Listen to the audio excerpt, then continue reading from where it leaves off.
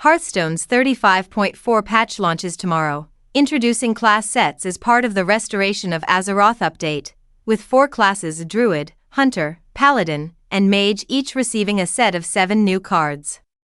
The class sets can be purchased individually for $9.99 or 1,200 gold, or as a bundle for all 4 classes, including bonus items. This update also brings a new arena season, events, and bug fixes to the game.